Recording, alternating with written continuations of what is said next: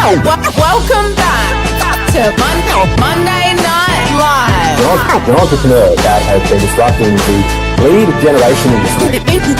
Introducing your host, Nathaniel Bibby. Marketer of the year. Name Nathaniel Bibby. Welcome to Monday Night Live. If you're new here, I'm Nathaniel Bibby. Over 500 million in sales for our clients using LinkedIn strategies alone. Monday Night Live is your weekly dose of LinkedIn strategies, marketing tips, and business advice to get you to the next level. Monday night at 6 p.m. Perth time. So drop in the comments and say what's up. Monday Night Live.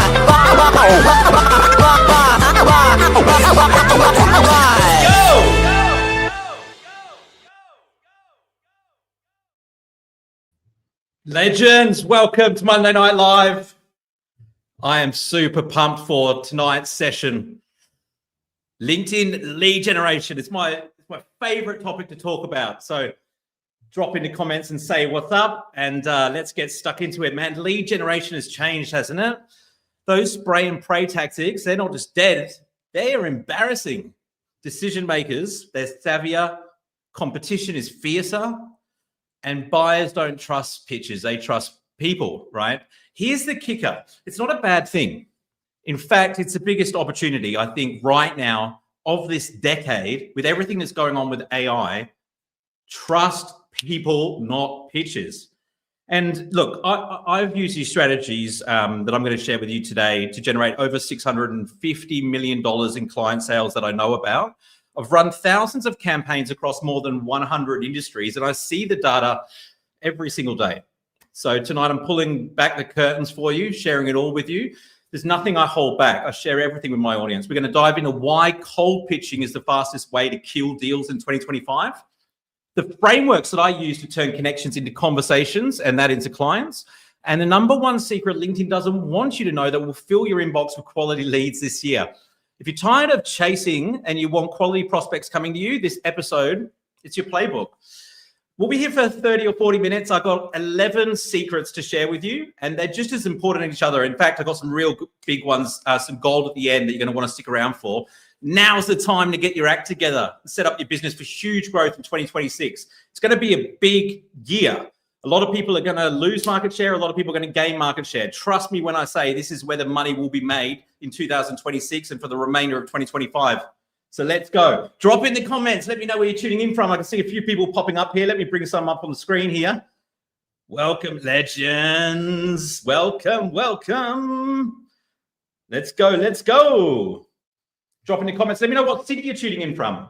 Okay, welcome back to Monday Night Live. I'm Nathaniel Bibby, founder of Bibby Media Group. We help companies with LinkedIn strategies, trained over 40,000 professionals. This show is all about results, not theory, not outdated guru advice. I don't have a magic carpet, just what's working right now. So yeah, drop in the comments. Let's make it as interactive as possible. One of the great things about doing live streams is that you guys can ask questions as we go. So get active. You'll actually realize that the more you get active in the comments, the more you'll actually get out of the session. Not only because you'll learn more, you'll retain more because you're being engaged, but also like networking is a great place to do it on Monday Night Live comments. There's actually loads of people, because I used to run Monday Night Live like 5 years ago. So, and then that was about 3 years, and I had a break. But there's loads of people that used to come to Monday Night Live 4 or 5 years ago that have built huge businesses. And that's where they started, is coming to Monday Night Live. Maybe they did it for 6 months, maybe they did it for a year, and they completely transformed their business. Okay, let's talk about the state of LinkedIn and sales in 2025, because the game's changed. The reality is LinkedIn is still the number one platform for B2B leads. 80% of B2B leads come from LinkedIn. While Facebook, Instagram, and TikTok, they fight for scraps, right? The quality of the leads are so much better. 4 out of 5 members on LinkedIn are actually key decision makers. 4 out of 5 is huge. Most people are still treating it like a resume site, to be honest. You know, it's a massive mistake. They've done this thing, they got this thing called the Digital Trust Index, right? And it analyzes how much people trust the content on different platforms and on social media, right? So LinkedIn's number one. The next best website including YouTube, Facebook, Instagram, all of them, in terms of most trusted, is only a third of what LinkedIn is. LinkedIn is like way more trusted, which means that the content on there is 3 times more valuable. You get 1,000 views on LinkedIn, it's worth at least 3,000 views on Facebook. Does that make sense? This is the place. It's not about the number of views, right? You got to understand that. It's about the relationships that you have with these people, because you could get 100 views, but if you also have 100 meetings and 100 DMs and you're commenting on, 100 people's posts, your relationship's so much deeper, right? And that's what's important. It's not, don't get hung up on the vanity metrics. Okay. So according to LinkedIn, only 28% of sales executives feel future ready. 72% admit they're behind. That's because AI is changing the game. Buyers are involving more decision makers, right?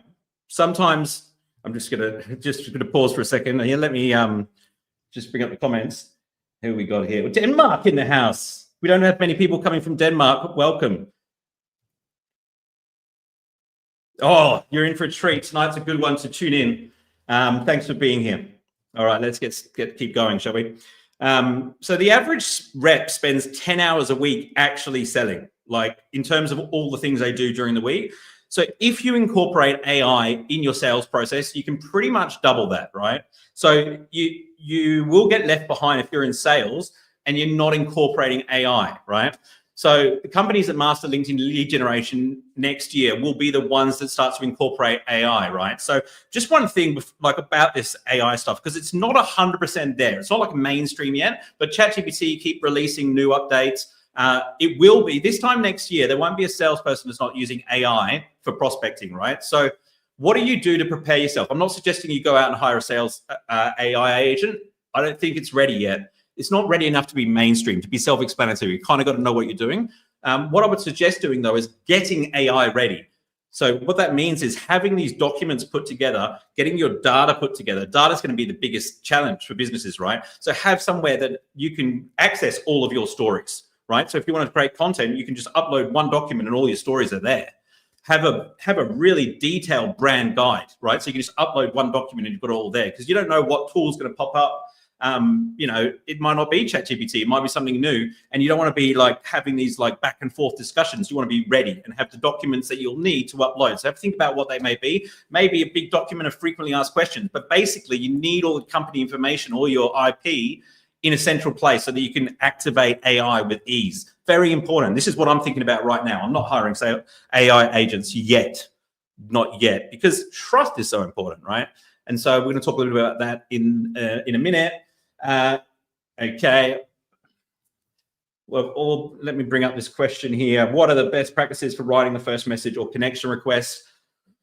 How to create a follow-up strategy? Yep, we're definitely going to cover that. I'll come to that one very, very shortly. Very, very shortly. I'm so excited to have you guys all engaged and asking questions. That's awesome. Nobody wants to be pitched in their DMs, right? People don't go on to LinkedIn and be like, I'm just going to go on here and see like what salespeople have pitched me today. But every day my inbox looks like Tinder on a bad night. Hey, Nathaniel, can we meet up for a coffee? Come on. Here's the punchline. Bad pitches don't just fail. They damage your brand. People screenshot them, share them. They laugh at them. They end up on websites like, what's that website? The LinkedIn one where they're making fun of people. I can't remember the name of it now. Someone drop it in the comments if you know what I'm talking about. I think it's on Reddit and then it became a website. What's it called? LinkedIn Fanatics or something?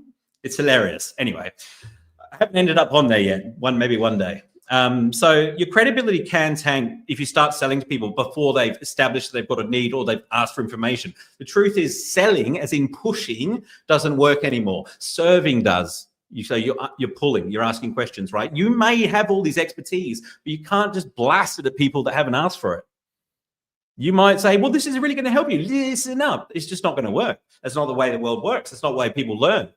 You have to get permission. You don't drag someone into the bedroom in the first 5 minutes. You offer them a drink, you chat, you make them feel seen. And then, if there's a spark, then you take the relationship to the next level.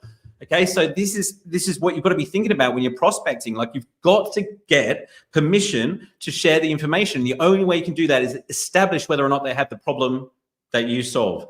And when I say define the problem, like, it's not just enough to go, hey man, do you want to grow your business? Like, really understand the problem.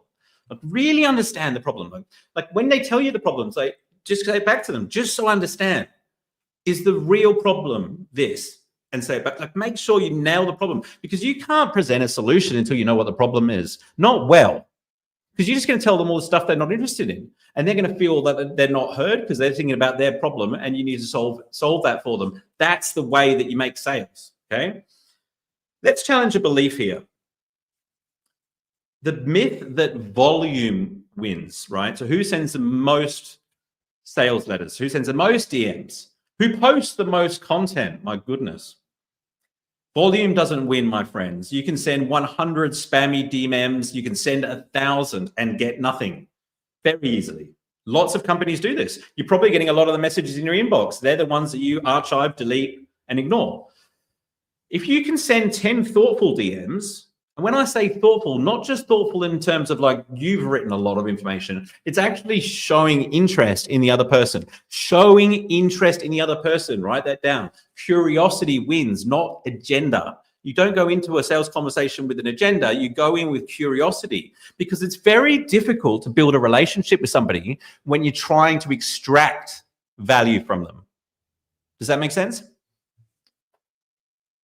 Okay, so response rates skyrocket when there's a warm touch point first. The future belongs to the people who know how to build trust, not the people who know how to copy and paste. So establish a relationship, show interest in the other person. It's no different than if you're at a cocktail party and you approach somebody, first thing out of your mouth is not going to be, hey, you know, I've got a hairdresser down the road, we're running this special, like, you know, that you're going to ask them a question, show interest in them. One thing I can guarantee you, by the way, all your prospects are interested in talking about themselves. Use that to your advantage. Okay, start the conversation, start the relationship, and then you can move the conversation down the buying journey. But AI, here's what it gets interesting. AI can double the time that you're, like, if you can do 10 hours and get 20 hours per week, right? So the boring stuff, really, I'm talking about CRM updates, research, admin, all of that stuff. 90% of the time that salespeople are working are doing all this other stuff, right? Marketing, outreach, updates. Okay, so that means you get an extra 11 and a half hours every week to do the one thing that AI can't do, and that's build relationships, right? So here's the trap. 53% of executives say they're overwhelmed by AI tools. It's probably a lot higher than that. Like, these are the guys that are being honest on the forums, right? 43% don't even know where to start. 43%, that sounds more accurate, right? For people that don't even know where to start, right? That's why most people use AI wrong. And that's going to happen for the next couple of years. So the guys that get it right are going to get a huge edge, okay? They let AI vomit templated crap into your LinkedIn inbox, and that's how you burn your reputation. Why? Because you're becoming more like a machine and less like a human. Okay, so treat AI like an intern or a research assistant. Let it prepare, let it research, let it organize. But when it comes to the actual conversation, be a human. That's human-only territory. You do not come in here. Buyers want empathy, storytelling, negotiation, curiosity. So the top 5 skills that sellers need today are all human skills. They're all human skills. That's your edge. And let me add this, like, even if you're not using AI yet, it won't be long. Within a year, AI agents will be integrated everywhere. You won't know on LinkedIn if you're speaking to a robot or you're speaking to a real person. I'm already getting asked when people message me and I reply, they're going, hey, are you a robot, to me? And I'm like, no, mate. Okay. And sometimes they're surprised. So like in the US is leading the charge. This is already happening on other platforms. You won't know in a year's time, if you see me on video, whether or not it's the real Nathaniel or not. There's going to have to be some sort of like certification integrated. Social media platforms are playing catch up right now, trying to get on top of this. But if you create AI generated images, it already has a symbol on LinkedIn saying that it's AI generated. They will have that for text soon. They will have it for video. ChatGPT is improving all the time. To be AI ready, you need to act right now. So that means getting your CRM in order. CRM, customer relationship management system, okay? Because if your data's a mess, AI is not going to be able to help you. It'll just confuse you faster. You could waste time on AI just as easily as you can save time on AI. So one smart move, just build a document, right, of all of your brand stories, all of your DMs that worked, your ideal target market, your origin story, your wins, your client testimonials. All that needs to be in a document or a series of documents so you don't waste time re-explaining who you are. You'll be light years ahead when the next wave hits. All right. Okay, let's just pause because we're going to go into the 4-step strategy in a second to generate leads. And I'm just going to check out some of the questions that we've got here. Oh, we've got Jeff on the call. Jeff, welcome back. I've known Jeff for years. I'm glad to have you back on Monday Night Live, mate. Are you a small business owner making money from LinkedIn? Financial strategy. Is this promo pitch? It is. Oh, you go, son. All right. What else we got here? Yes, it is mind-boggling. It is. You notice like the AI photos popping up as well. I don't know if you guys have tried them yet, but they're getting pretty good. 4-step lead generation system. This is where the magic happens. 2 years ago, this was 3 steps. Find, connect, engage. Now, what's find? Find is find your people using advanced search filters, right? Groups, Sales Navigator. I'm going to go into it, Sales Navigator big time, right? Step 2, connect with them. But skip the boring, I'd like to add you to my network. Your automated connection, whereas if you want to customize it, you will need a premium account to do this.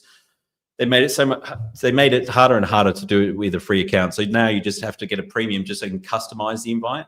Step 3 is engage with them. So like that means reaching out to them when they become a new connection for free. Don't make the mistake of using emails, which you have to pay for. Do you know why? Because the only people that use emails are salespeople and recruiters. So if I receive an email, I know it's a sales letter before I open it. You want a relationship. So if I accept your connection request, what's that actually saying to you? If I accept your connection request, that's actually implying that I'm actually happy to hear from you. Like I want to, as long as you don't abuse the relationship and just start pitching me and sending me stuff I haven't asked for, like I'm connected with you. I just exchanged business cards with you in a virtual context, right? I got a client, College for Adult Learning. They ran this exact system and pulled in 122 qualified leads. They were targeting HR and had to pause the campaign after a month because it took them 6 months to follow up. This process works, right? It's just that most people are doing it wrong, and that's why you have your doubts. I've added an extra step between find and connect. Between finding the right people and connecting with them, I've actually added a step called nurturing, and that means like engaging on their content. If you use Sales Navigator, the cool thing about Sales Navigator is the search. You can narrow down by things that signal commercial intent, buyer intent. What does that mean? Well, if you're advertising on Google, right, you're showing up at the top of the search results for certain keywords. So if somebody's typing in accountant Sydney, and that's one of your keywords, your ad can show up at the top.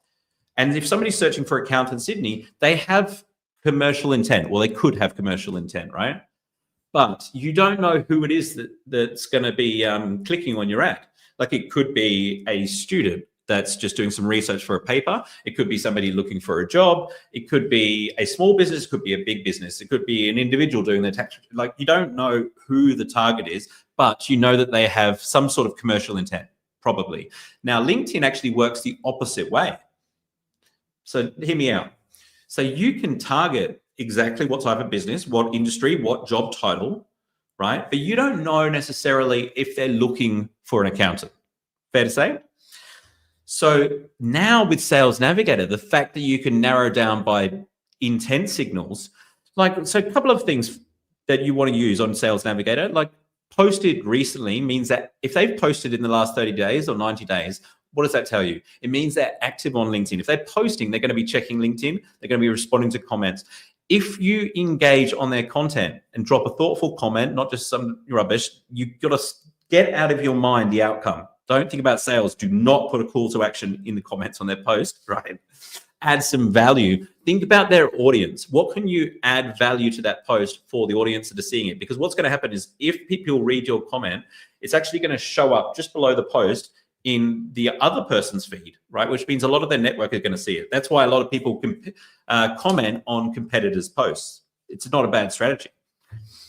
Like if I want to get some enterprise clients for LinkedIn, the easiest way for me to do it would be to find agencies that target enterprise clients, follow their founders and start commenting on the founders' posts, because all of their network, right, are going to be the decision makers at these enterprise companies. So as long as I'm adding value, I'm respectful of the person who posted the post originally, I'm going to get visibility. That will blow up your profile views. If you do 20 comments a day, that's enough for you to like at least double the amount of people viewing your profile. Your content will get more exposure. And then you tie that in with the connect and engage stage. This is how lead generation is done in 2025, right? This is how it's done.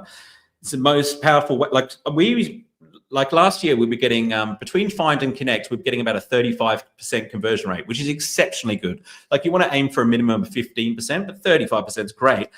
Now, when we added the nurture stage, it jumped from 35% conversion rate to 88%. 88%. That's like almost 9 in 10 people accepting the connection request. You know, this stuff is real, man. These results like that. The impact on the bottom line, it triples your bottom line when you get 88% people because you're just getting so many more new connections, right? So you need to make sure that your content and your DMs is all adding value, either through inspiration, entertainment, or education, or even, you know, information, as long as it's asked for. But start with curiosity, okay? Not just curiosity in yourself towards the customer, but also create curiosity. Don't tell them everything. Ask them questions. Here's something that you won't hear anyone else tell you, okay? No one in sales or lead generation on LinkedIn will tell you this because they're all saying the same thing. Like all the LinkedIn experts, there's so many of them now. I've been doing it for this 12 years. There didn't used to be a lot, but now there is. And they're all saying the same thing. The ones that I've seen are saying the same thing.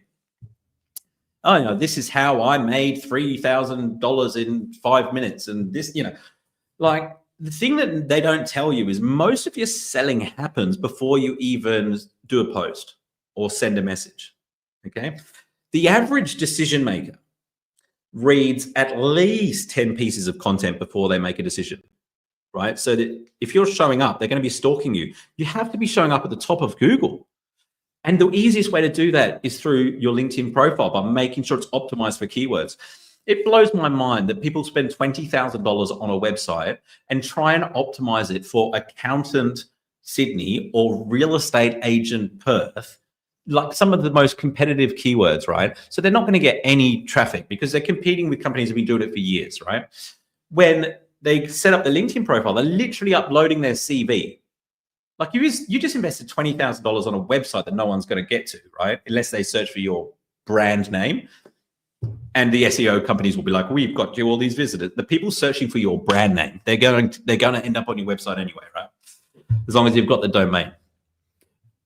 A LinkedIn profile, when it's optimized, goes straight to the top of Google. Why? Because LinkedIn has got, there's a thing called a quality score, right? Google has this. So they'll assign quality scores to websites based on how many backlinks they have, how actively updated the website is, by how well it's structured, by how authoritative it is, right? And so like, I think my website might be like 25 or 30 or something, which is not bad. Like a lot of websites will be 3 or 4. LinkedIn is 100. They got 100 out of 100. So if you optimize your profile on LinkedIn, you're riding off the back of the credibility of LinkedIn. You go straight to the top of Google.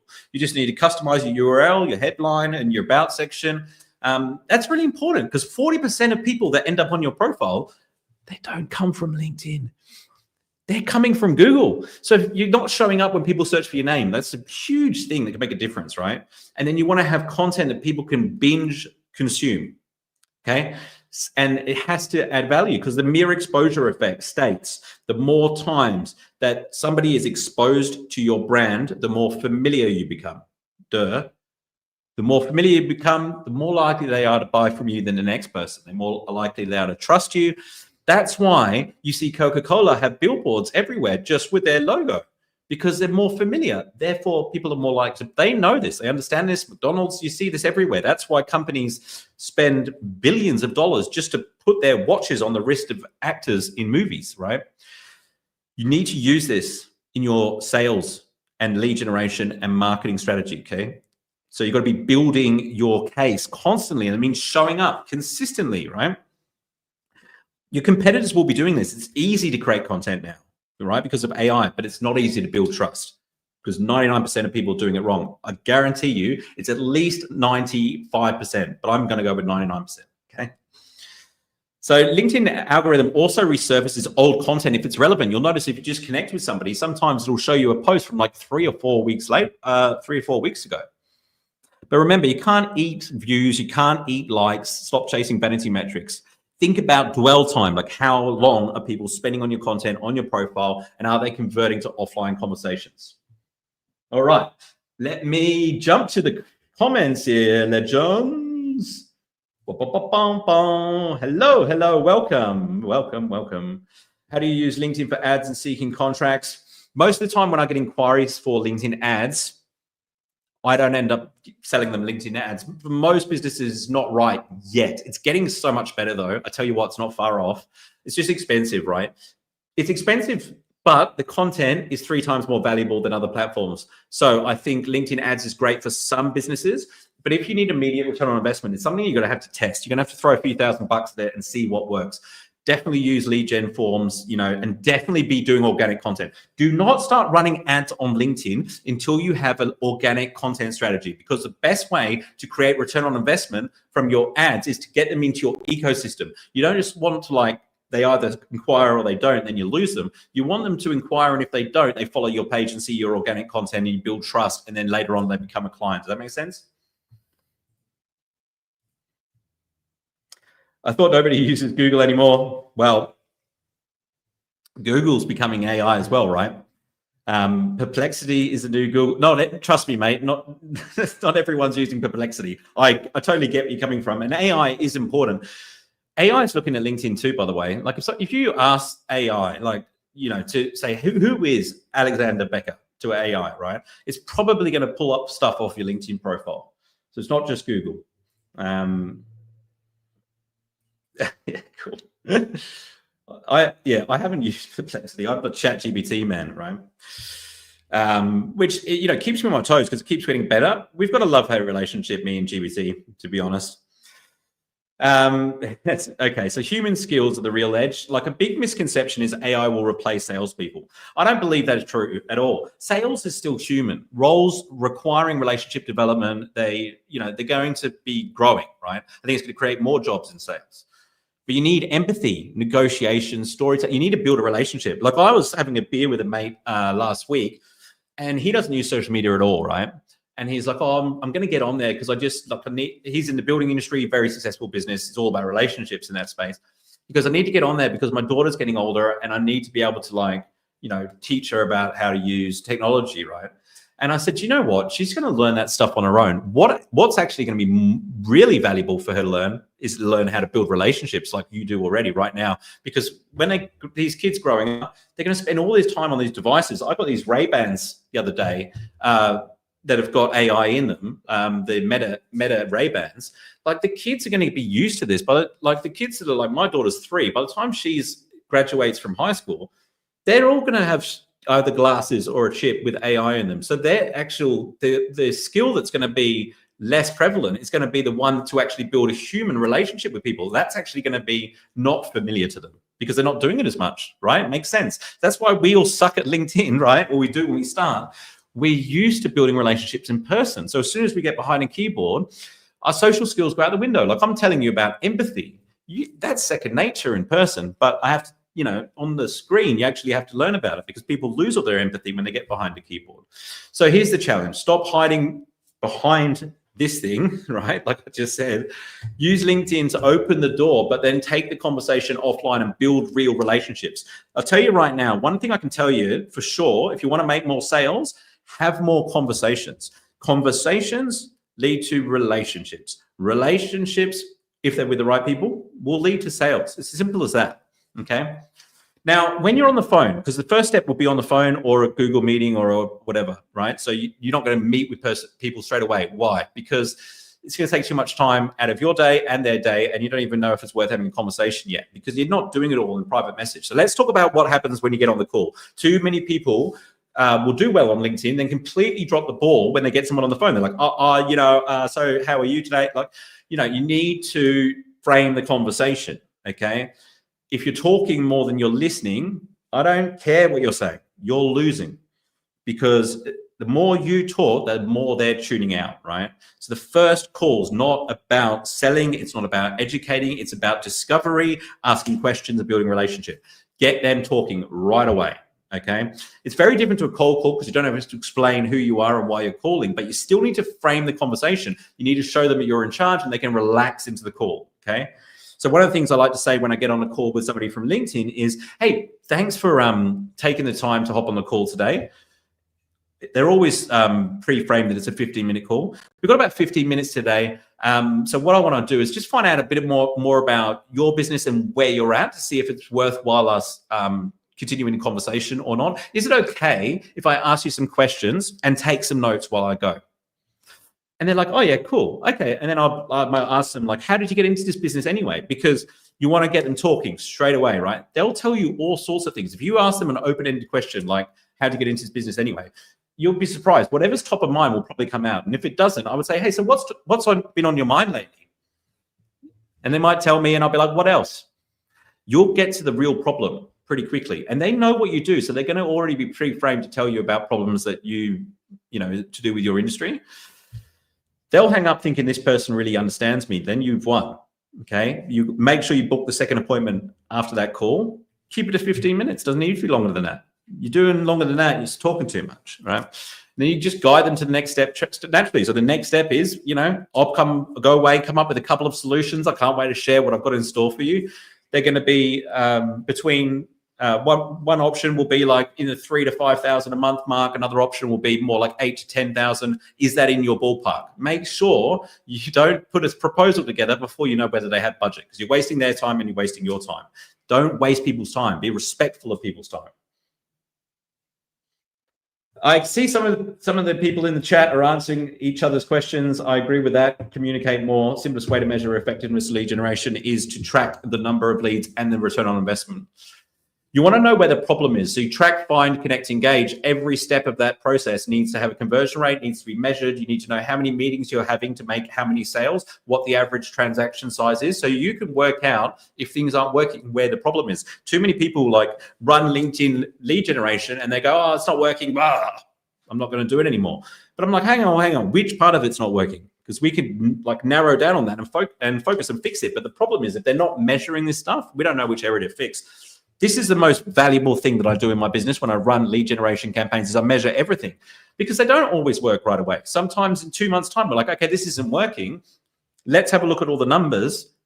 This is the problem area, right? The connection request isn't working.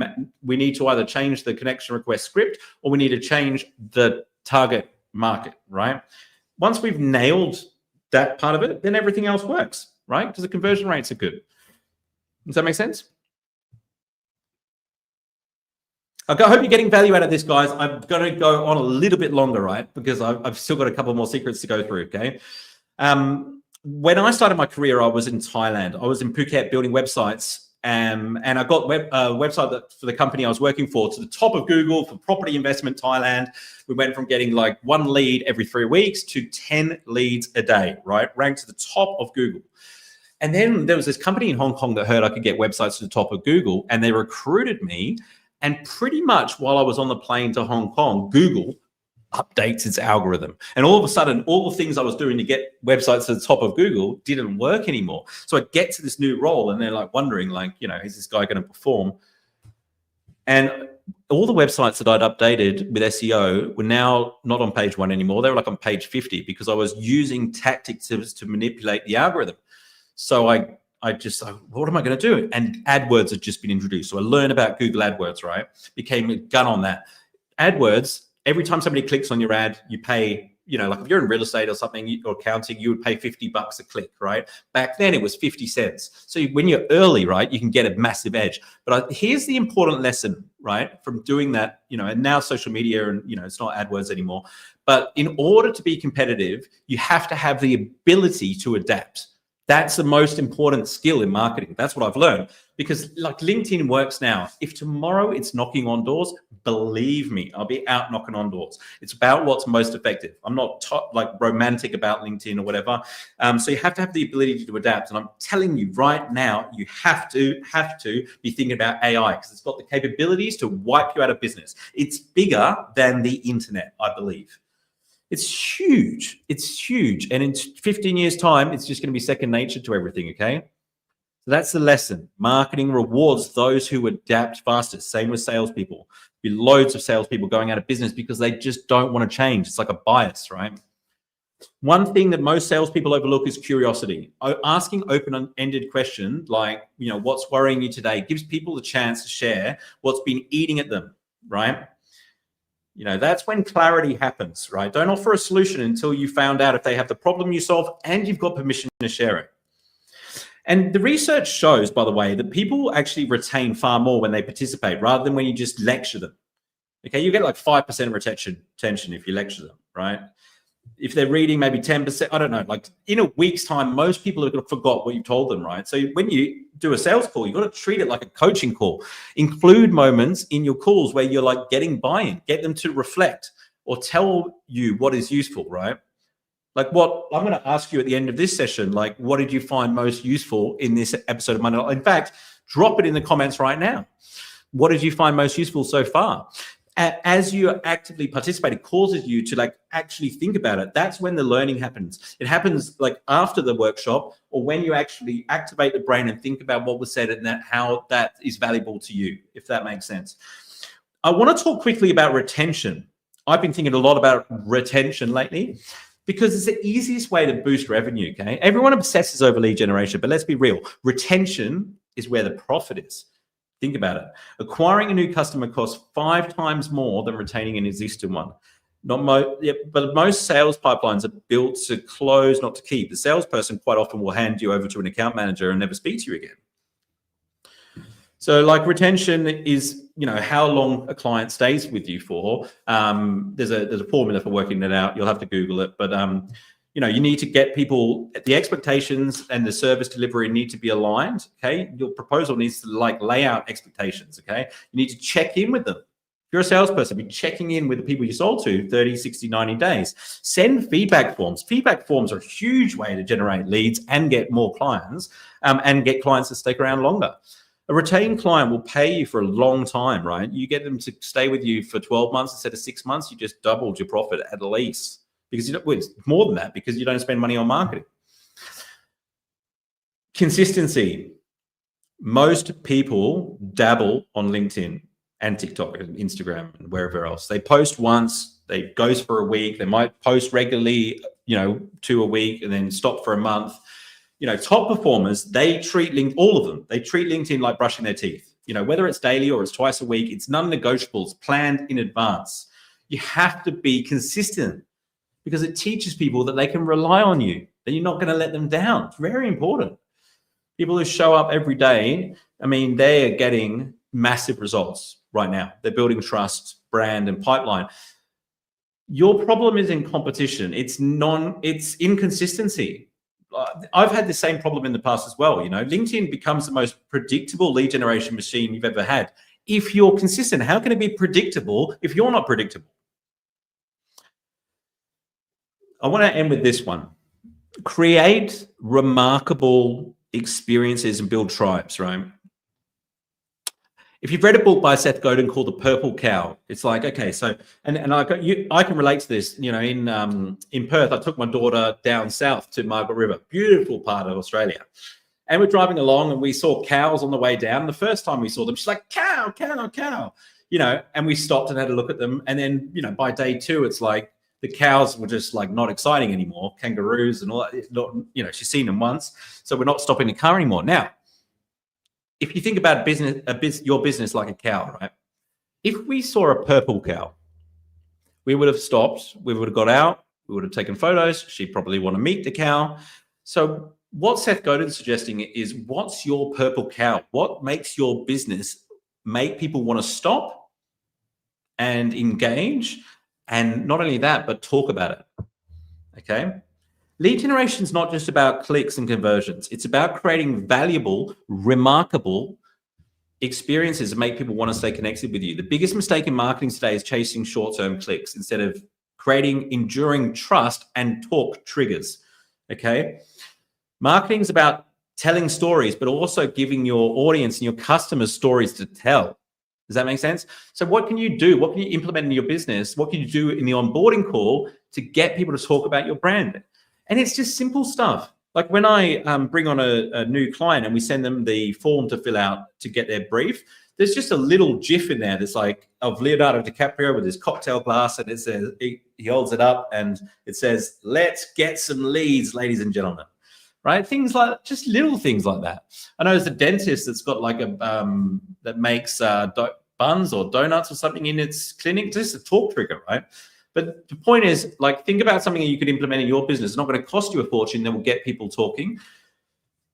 You'll get people talking offline. Like if you can create word of mouth offline through your online social media, that's huge. Okay. It's about prioritizing like resonance over hustle. Like people who work the most, send the most DMs are not the ones that are going to win. The people that are strategic about it and build trust are. Okay.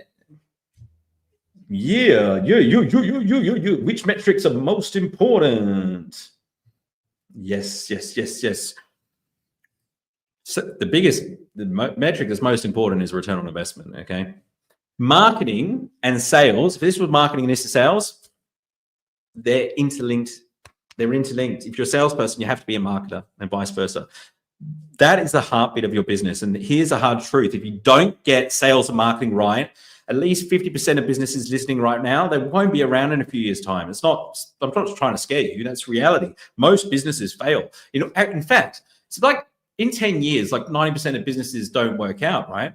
So in order for you to actually make it past 10 years, because even the 10% that survive, or I think it's around 10%, they're not necessarily profitable. They're just like still around. Okay. A lot of them could be losing money.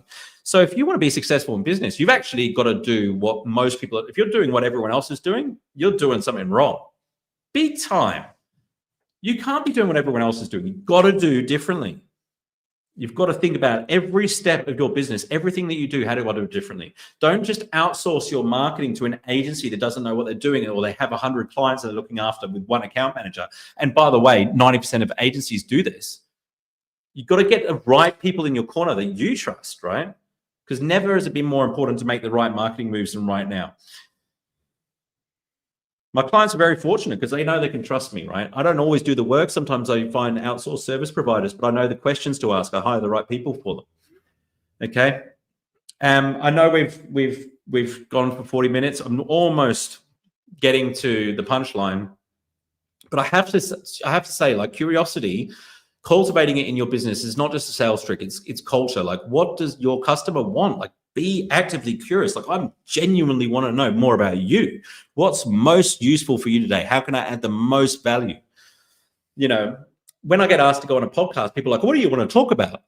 And I'm like, well, tell me about your audience. Who's your audience? And what are their biggest challenges? I'm not like, what a question to ask. Like, why does it matter what I want to talk about? What is your audience? Like, it's your audience. What's going to add the most value to them? That's what I want to know. How people retain what they learn when they engage and they discuss together, like when they have to explain things to others, they don't just learn it from listening, right? You've got to have a conversation. It's very important. Passive content people won't remember, right? But if you build in feedback loops, ask your audience questions, jump in the comments, comment on their posts, you've got feedback loops. So like real marketing these days is about relationships and resonance. It's not about shouting from the rooftops. So you've got to find out. Like, I used to have lunch with people in Melbourne who followed my content, or some people who stopped following my content. I used to ask them, I buy them lunch, and I say, hey, I've noticed that you stopped following me. Do you mind if I ask you a little bit about that? Like, what was it you were interested in before? What made you decide to unfollow me? You've got to understand, your audience has all the answers. Most companies, they sit in a boardroom with a whiteboard trying to figure out their marketing strategy. Your audience can tell you your marketing strategy. You have to be tuned into what your audience wants. Very important, okay? Very important. All right. More human approach is good. It's very good, very good. Look, this is why I'm on LinkedIn, by the way. Like, it's a trust-based platform. According to LinkedIn Insights report 2024, deals sourced on LinkedIn are worth 45% more than deals from other platforms. 45% more on average. So if you do some of the things I'm talking about, it'll be a lot higher than 45%. Higher quality clients take longer to nurture, but when they come through, they're more serious, more committed, and they stick around long term. That's true. But if you're nurturing all of these people at scale, you won't even notice that they're taking longer to nurture. A lot of times I will get people inquire through my website or on YouTube or send me a DM and say, Nathaniel, we're looking to hire a LinkedIn trainer to train, our sales team. They've actually been in the sales pipeline for a year. I just haven't heard from them. They've been watching my content. And so when they contact me, they're actually not contacting anyone else. They've already decided who they want to do business with, and I can close the sale in one phone call because they've already made the decision. I just make it easy for them to buy. So you can build relationships at scale using LinkedIn. It doesn't matter if the sales cycle long because you're always bringing new people into the funnel if you're posting content, okay? So here's a bit of a recap because I know I've covered a lot of ground and I've got a challenge for you as well. So in terms of recap, like cold pitching is dead, okay? That 4-step lead generation system, find, nurture, connect, engage is where you're going to generate return on investment. Content is your silent salesperson, okay? Human skills, they're your edge. AI, treat it like an intern, not your replacement. And being AI ready is important. It means cleaning up your CRM, documenting your brand stories on the phone. Listen more than you speak. And use curiosity to uncover the truth. Always get them to tell you that they've got the problem. Always make sure that they've got the problem and they know they've got the problem and they've articulated the problem that you solve. And you get permission to share your solution before you start selling. No selling. That's the rule before then, okay? You need those two things first. Retention. It compounds your revenue more than any new lead generation strategy ever will. When I started my business, I just focused on volume of leads. Big mistake. Retention is huge, right? Hold on to your customers. That's how you build a business because otherwise you just got to keep getting new ones. Build remarkable experiences so that you get that word of mouth happening.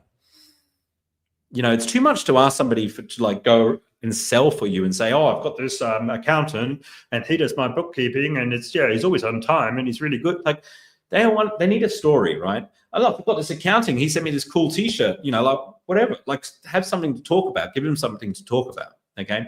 And in your content, you can make it a little edgy. Do you know what images and videos stand out the most on LinkedIn? Anything quirky, anything different. Skip the professional corporate bullshit where you're trying to get a tick from your boss or your teacher. If you can make it different, just a little quirky, it'll stand out. You can't fit in and stand out at the same time.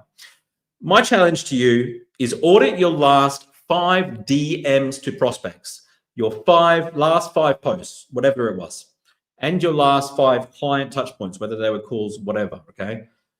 I want you to look at all of them, write them down, and ask yourself, were they about you or about them?